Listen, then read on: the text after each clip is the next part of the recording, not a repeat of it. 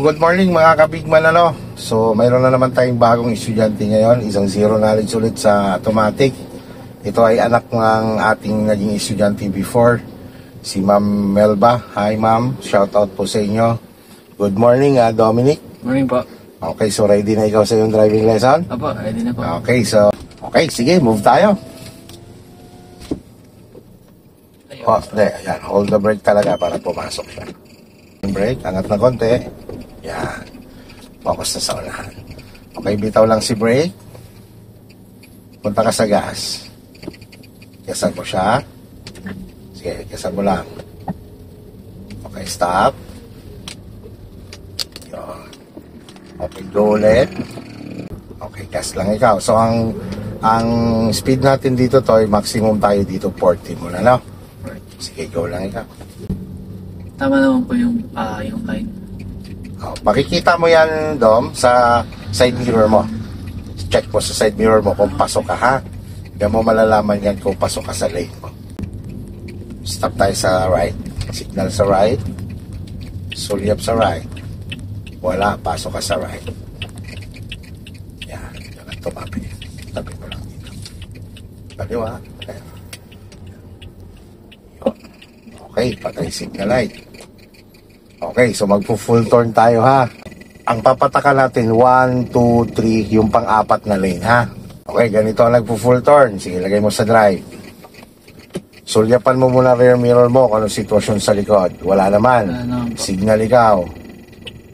Tingnan mo yung side mirror mo. Wala. Okay, move. Gas ka ng konti. Sabay ikot ng malabela. Sige, gas ng konti. Bitaw, ha, bitaw. Tuloy-tuloy. Tuloy-tuloy. Tingin sa kalsada. Lingon. Yan.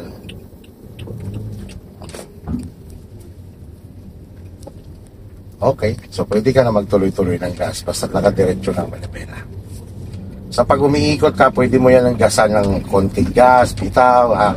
Pero kapag halimbawang nakadiretso na ang malabela po yan, pwede na magtuloy-tuloy. Maging aware lang sa speed mo.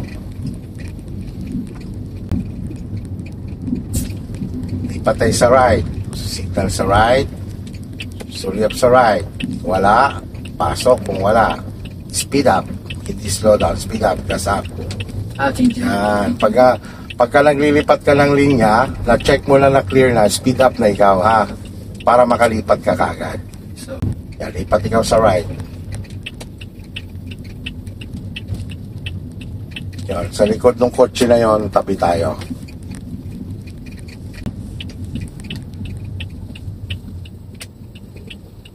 Patay si signal light. Okay? Ikot ulit tayo. Full turn ulit.